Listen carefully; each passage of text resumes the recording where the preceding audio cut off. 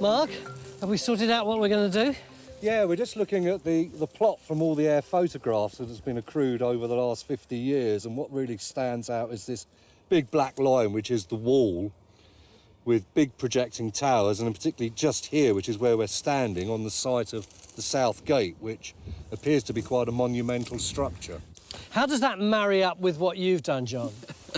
Not quite as clear as that, I'm afraid. I think Mark's actually cherry-picked the main features, and what the geophysics is showing, that there's far more complexity to what's going on here. It's obviously got a long period of history, and so there's different things from different periods, and they're all on top of each other. So it is a bit of a jumble, and we don't really know what is what. It is, though. We've got to get a trench in, haven't we? There's only one place where your survey, John, matches Mark's, which is the line of this wall. So I guess you've got to get a trench in there. What do you think, Phil? I couldn't agree with you more, Neil. I mean, one thing we really must do is confirm that that is the wall, but I think we can go better than that. Why don't we pull the trench back from the wall, and with the eye of faith, there might actually be a white line coming round there, which might actually be the front of a tower. So, Trench 1 is going in across a break in the southern wall, where the team suspects we might find the gateway and a watchtower.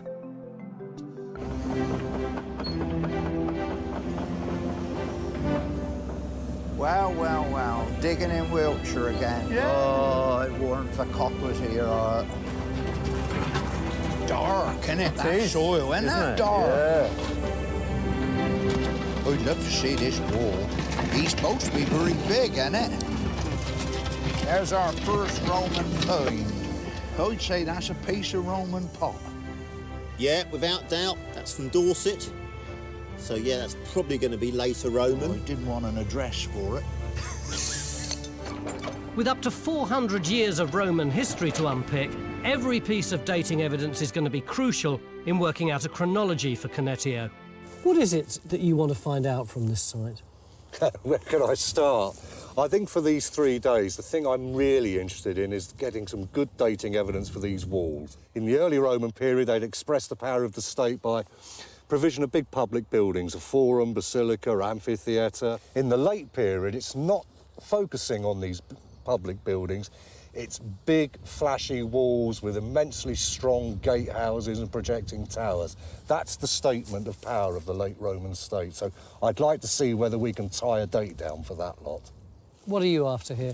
These small towns are something that we largely tend to find in the northwestern provinces, in France, in Germany, in Britain, and we know very, very little about those, so we're very much reliant on the archaeology. And so what we have here is an almost unique opportunity to really investigate what's going on inside and to put the whole thing together.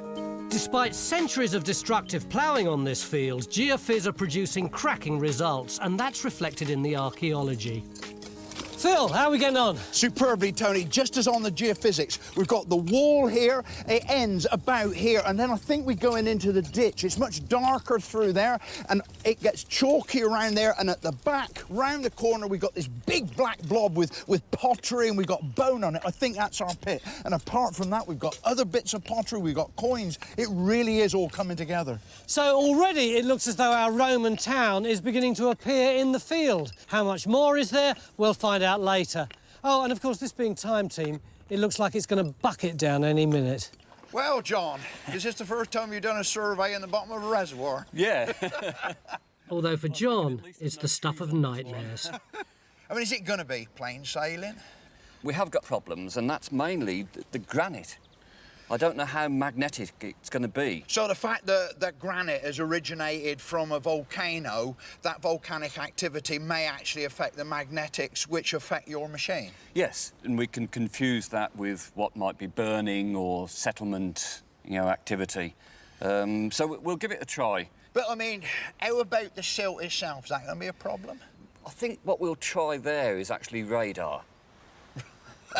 Yes. You're actually going to drag that wheeled trolley out across the mud?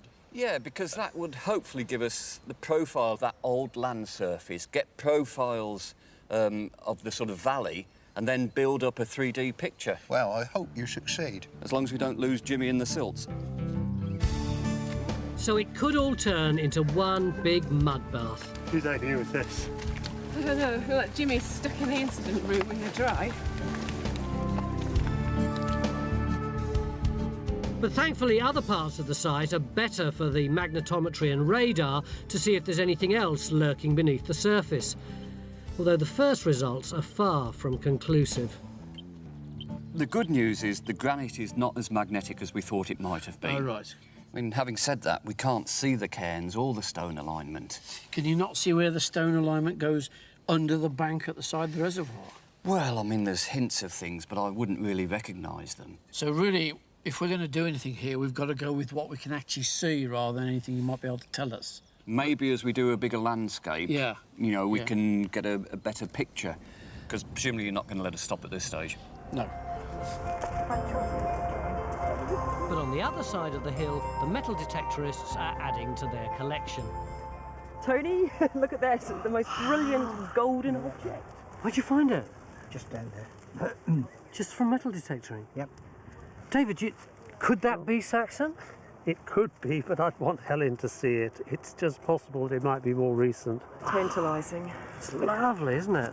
Beautiful. Stunning. Look at that. Isn't that good? Well, we hope it's good. Graham? Worth coming over for, wasn't it? Oh my I've been God. going to pack up Look for at the that. last hour. I was so Isn't tired. that gorgeous? It may be Saxon, Maybe, right? but Okay. we'll have to wait for Helen. So if the brooch is Anglo-Saxon, did it come from a settlement, a grave, or even a palace? While the jury's out, Mick's still determined to test the theory that the palace may be in the village at Eastry Court. So Geophys set off to survey David's luscious lawns.